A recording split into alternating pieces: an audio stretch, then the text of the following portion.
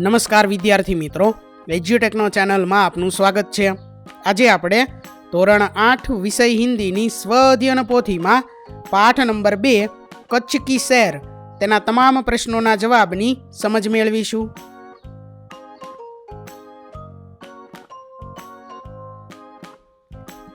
તો પાઠ નંબર 2 માં સૌથી પહેલા છે પ્રશ્ન નંબર 1, જેની સૂચના છે સही विकल्प चुनकर बॉक्स में सही का निशान कीजिए। જેમાં પહેલો પ્રશ્ન છે મુझे कच्छ का प्रवेश द्वार कहते हैं। અહીં 4 વિકલ્પ છે ગોપાલપુરી, આદિપુર, સામખિયાલી, ગાંધીધામ। તો જવાબ છે સામખિયાલી। ત્યાર પછી બીજો પ્રશ્ન मैं गुरु नानक के चरण से पावन हुई भूमि हूँ। तो जवाब છે લખપત। ત્યાર પછી ત્રીજું मैं कच्छ का मुख्य केंद्र हूँ। तो એનો જવાબ છે ભુજ। ત્યાર પછી ચોથો પ્રશ્ન કંડલા किसके लिए जाना जाता है। तो જવાબ છે बंदरगाह। ત્યાર પછી પાંચમો પ્રશ્ન છે कच्छ को हम म्यूजियम कह सकते हैं क्योंकि जवाब છે यहाँ अनेक दर्शनीय स्थानों का वैविध्य है। ત્યાર પછી प्रश्न नंबर 2, જેની सूचना છે सही विधान के लिए सही का और गलत विधान के लिए गलत का निशान कीजिए। એટલે જો વિધાન સાચું હોય તો આપણે ખરાની નિશાની કરવાની છે અને જો વિધાન ખોટું હોય તો આપણે ખોટાની નિશાની કરવાની છે। પહેલું વિધાન કચ્છ में 4 रेगिस्तान है। તો આ વિધાન ખોટું છે। ત્યાર પછી બીજું ધોલાવીરા મોહેંજો-દડો संस्कृति का प्राचीन स्थल है। તો આ વિધાન ખરું છે। ત્રીજું કંડલા खनिज संपत्ति के लिए प्रसिद्ध है। तो आ विधान खोटू है। चौथू जिनालय 2500 वर्ष पुराना है। तो आ विधान खरू है। पांचमू सृजन संस्था में हस्तकला का परिचय होता है। तो आ विधान खरू है। छठू मांडवी शहर में 72 जिनालय है। तो आ विधान खोटू है। त्यार पछी आगळ प्रश्न नंबर 3, जेनी सूचना है प्रश्नों के उत्तर लिखिए। जेमा पहलो प्रश्न है मुंद्रा शहर की विशेषता बताइए। तो जवाब में આપણે લખી શકીએ કે मुंद्रा शहर एक प्रमुख बंदरगाह है। यहाँ आधुनिक मुंद्रा पोर्ट स्थित है जिससे अंतरराष्ट्रीय व्यापार होता है। बीजो प्रश्न है भद्रेश्वर के जैन यात्रा धाम की विशेषताएं बताइए। जवाब में આપણે લખી શકીએ कि कंडला से दक्षिण की ओर भद्रेश्वर अति प्राचीन जैन यात्रा धाम है। संगमरमर से बना 2500 वर्ष पुराना जिनालय भूकंप से खंडित हुआ, अब उसका पुनः निर्माण चल रहा है। त्यार पछी त्रीजो प्रश्न नारायण सरोवर की विशेषताएं बताइए। तो नारायण सरोवर अति प्राचीन पौराणिक धार्मिक स्थान है। इस स्थान को रामायण काल का माना जाता है। चौथो प्रश्न कंडला से नखत्राणा तक कौन कौन से धार्मिक स्थल आते हैं। तो कंडला से नखत्राणा के बीच भद्रेश्वर, डुमरा, कोठीरा, अधूरी नारायण सरोवर, कोटेश्वर, लखपत, हाजीपीर, माता का मठ जैसे धार्मिक स्थल आते हैं। पांचवा प्रश्न कच्छ नहीं देखा तो कुछ नहीं देखा, ऐसा क्यों कहा गया है। तो कच्छ में रेगिस्तान, समुद्र, पहाड़, ऐतिहासिक किले, धार्मिक स्थान, कच्छी संस्कृति, लोक नृत्य और कढ़ाई कला देखने को मिलती है। यहाँ का रणोत्सव बहुत प्रसिद्ध है, इसलिए कहा जाता है। छठो प्रश्न है सामखियाली को कच्छ का प्रवेश द्वार क्यों कहते हैं। तो सामखियाली कच्छ जिले का एक प्रमुख यातायात केंद्र है। यह स्थान कच्छ को गुजरात के अन्य भागों से जोड़ता है, इसीलिए इसे कच्छ का प्रवेश द्वार कहा जाता है। त्यार पछी आगळ प्रश्न नंबर 4, जेनी सूचना है परिच्छेद को पढ़कर उसके नीचे दिए गए प्रश्नों के उत्तर लिखिए। એટલે કે અહીંયા જે ફકરો આપેલો છે તે ફકરો આપણે વાંચવાનો છે અને ત્યાર પછી પ્રશ્નોના જવાબ આપણે લખવાના છે। पहलो प्रश्न है नीचे दिए गए शब्दों का समानार्थी शब्द परिच्छेद में से ढूंढिए। उपयोग तो इस्तेमाल। तो आ मुजब આપણે જે શબ્દો આપેલા છે તેનો સમાનાર્થી શબ્દો આપણે ફકરામાંથી ગોતીને લખવાના છે। ત્યાર પછી જ્ઞાની તો વિદ્વાન, પ્રવીણતા તો નિપુણતા અથવા તો કુશળતા, વિખ્યાત તો પ્રસિદ્ધ। ત્યાર પછી આગળ पहलो प्रश्न है कि निरंतर अभ्यास शब्द का अर्थ स्पष्ट कीजिए। तो किसी कार्य को बार बार लगातार और नियमित रूप से करते रहने को निरंतर अभ्यास कहते हैं। इससे व्यक्ति उस कार्य में निपुण हो जाता है।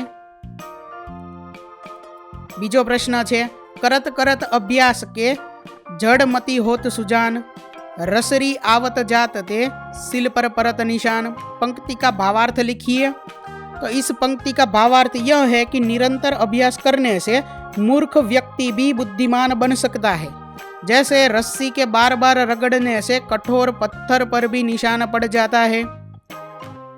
त्यार पछी त्रीजो प्रश्न, रस्सी रगड़ने से कठोर पत्थर पर भी निशान बन जाता है, आशय स्पष्ट कीजिए। तो इस कथन का आशय यह है कि निरंतर प्रयास और अभ्यास से कठिन कार्य भी आसान हो जाता है। कोई भी व्यक्ति मेहनत और अभ्यास से सफलता प्राप्त कर सकता है। चौथा प्रश्न, उपरयुक्त परिच्छेद का योग्य शीर्षक लिखिए। निरंतर अभ्यास का महत्व, अभ्यास से सफलता। तो ये जे फकरो हतो तेना आपणे અહીં યોગ્ય શીર્ષક લખવાના છે, જે તમે જાતે પણ લખી શકો છો। બરોબર, અહીં સમજ માટે શીર્ષકો આપેલા છે। આગળ છે ત્યાર પછી પ્રશ્ન નંબર 5 જેની સૂચના છે अपने जिले के किसी 2 दर्शनीय स्थलों का चित्र चिपकाकर उनके बारे में संक्षेप में लिखिए। तो विद्यार्थी मित्रों, तमारा जिल्लाना कोई पण 2 दार्शनिक स्थलों जे छे तेनुं चित्र तमारे ચોંટાડવાનું છે અને તેના વિશે તમારે સંક્ષિપ્તમાં લખવાનું છે। અહીં સમજ માટે લખેલું છે गिरनार, અહીં તેનું चित्र છે।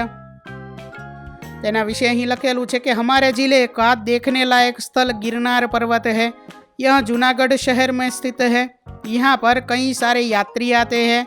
आप यहाँ पर उड़न खटोले का आनंद भी ले सकते हैं। सीढ़ियों से चढ़ने में बहुत मज़ा आता है। यहाँ पर कुदरती नज़ारा अच्छा दिखता है।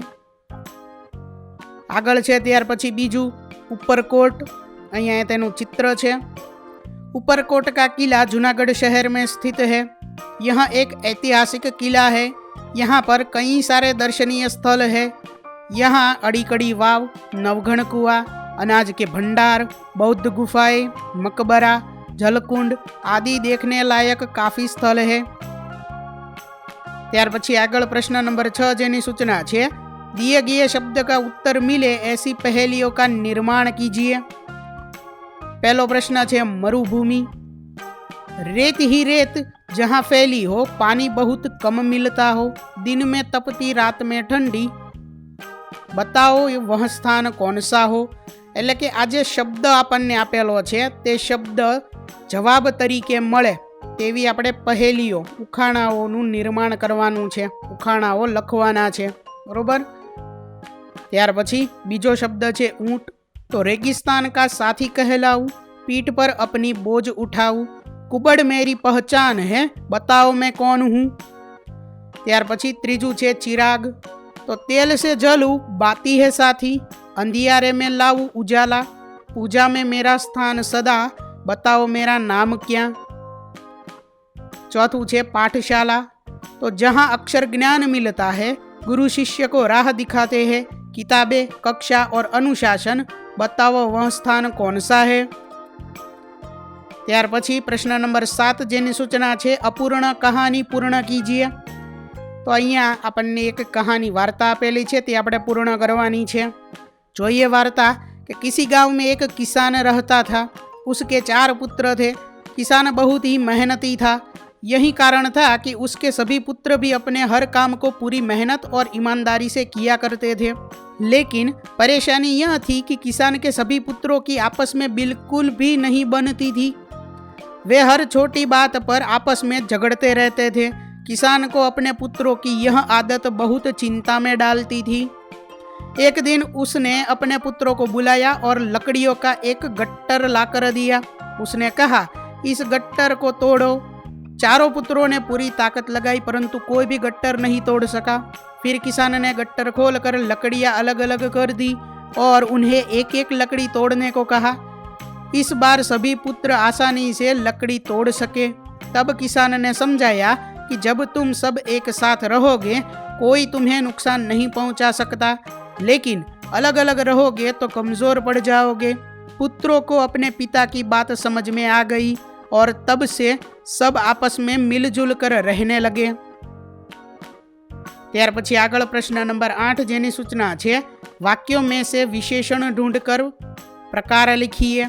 તો અહીંયા આપણને વાક્યો આપેલા છે, તે વાક્યમાંથી વિશેષણ આપણે ગોતવાનું છે અને તેનો પ્રકાર આપણે લખવાનો છે।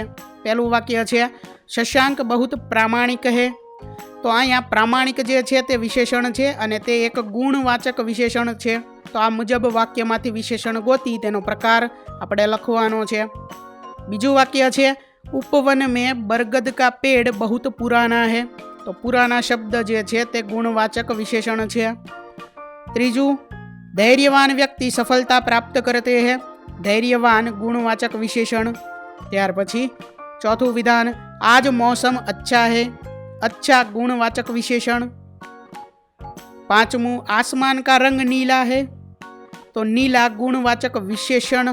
बरोबर, अहींया दरेक जग्याए विशेषण आवशे। छठू 7 किलो चावल दे दो। 7 किलो संख्यावाचक विशेषण। सातमू पेड़ पर मीठे फल लगे हुए हैं। मीठे गुणवाचक विशेषण। आगळ छे त्यार पछी प्रश्न नंबर 9 जेनी सूचना छे परिच्छेद का हिंदी में अनुवाद कीजिए। એટલે કે અહીંયા આપણને જે ફકરો આપેલો છે તે ફકરાનું આપણે હિન્દીમાં अनुवाद કરવાનો છે। तो આપણે हिंदीમાં अनुवाद કંઈક આ રીતે કરી શકીએ कि कृषि वैज्ञानिकों के अनुसार जंगल एक जैविक भंडार है। इसमें पौधों की अनेक प्रजातियों पाई जाती है जो आगे चलकर उपयोगी बनती है। यदि जंगलों का अधिक विनाश किया गया तो भविष्य में काम आने वाली महत्वपूर्ण वस्तुएं नष्ट हो सकती है जिनका उपयोग औषधि और अन्य आवश्यक वस्तुएं बनाने में होता है। ત્યાર પછી આગળ પ્રશ્ન નંબર 10 જેની સૂચના છે શબ્દકોશ કે ક્રમ में लिखिए। તો અહીંયા આપણને જે શબ્દો આપેલા છે તેને આપણે શબ્દકોશના ક્રમમાં લખવાના છે। તો સૌથી પહેલો શબ્દ આવશે અભિવાદન, ત્યાર પછી અભ્યાસ, ચિરાગ, પ્રગતિ, મહકના, વિનય, શાયર, સંધ્યા, સંગ્રામ અને હમદર્દ। ત્યાર પછી આગળ જોઈએ પ્રશ્ન નંબર 11 જેની સૂચના છે પ્રશાસकीय शब्दों को पढ़कर समझिए। पहलू છે डाकपाल तो पोस्टमास्टर, बीजू છે पुस्तकाध्यक्ष तो ग्रंथपाल, त्रीजू प्रबंधक तो व्यवस्थापक, चौथू बजट तो अंदाजपत्र, पांचमू वित्त विभाग तो नाणा विभाग, छठू मंडल तो प्रभाग अथवा तो विभाग। ત્યાર પછી આગળ પ્રશ્ન નંબર 12 જેની સૂચના છે ઉપરયુક્ત પ્રશાસकीय शब्दों का वाक्य में प्रयोग कीजिए। તો તે શબ્દોનો આપણે વાક્ય પ્રયોગ કરવાનો છે જે તમે જાતે પણ કરી શકો છો। અહીં સમજ માટે આપેલું છે પહેલું डाकपाल समय पर लोगों को चिट्ठियाँ पहुँचाता है। ત્યાર પછી બીજું पुस्तकाध्यक्ष ने सारी पुस्तकें ठीक से रख दी। અહીંયા ઠ આવશે, बरोबर। ત્યાર પછી ત્રીજું कारखाने के प्रबंधक ने सभी को काम समझाया। चौथू वित्त मंत्री ने बजट लोकसभा में पेश किया। पांचवू वित्त विभाग सरकारी आय और व्यय का हिसाब रखते हैं। छठू शिक्षा मंडल ने परीक्षा की तिथि घोषित की। तो विद्यार्थी मित्रों अहीं धोरण 8 विषय हिंदी नी स्व अध्ययन पोथी में पाठ नंबर 2 कच्छ की सैर तेना तमाम प्रश्नों सोल्यूशन पूर्ण थाय छे। विद्यार्थी मित्रों आपेला विडियोनी जो तमारे पीडीएफ नी जरूर होय तो तमे अपनी एप्लिकेशन स्मार्ट साथी परथी मेळवी शकशो। विद्यार्थी मित्रों अपनी एप्लिकेशन स्मार्ट साथी प्ले स्टोर में आवी गई है जेनी अंदर तमे बधा विभाग जोई शको छो। तेनी अंदर विविध धोरण छे, धोरण उपर क्लिक करता विविध विषय खुलशे, विषय उपर क्लिक करता तेनी अंदर आवता पाठ खुलशे, तेनी अंदरथी तमे पाठ्यपुस्तक पण डाउनलॉड करी शको छो। तेनी अंदर आपेला पाठ में क्लिक करता तमे पाठनी पीडीएफ, स्वाध्यायनी पीडीएफ, स्वाध्यायन पोथीनी पीडीएफ, पाठना विविध विडियोज, स्वाध्यायना विडियोज, स्वाध्यायन पोथीना विडियोज बधुं जोई शको छो अने डाउनलॉड पण मात्र एक क्लिक में करी शको छो। विद्यार्थी मित्रों अपनी एप ने सपोर्ट करजो, डाउनलॉड करजो। थैंक यू दोस्तों। एज्युकटेकनो चेनल तरफथी विडियो निहाळवा बदल आपनो आभार। आवा बीजा विडियोज निहाळवा माटे अमारी यूट्यूब चेनल एज्युकटेकनो अत्यारे ज सब्सक्राइब करो। आभार दोस्तों।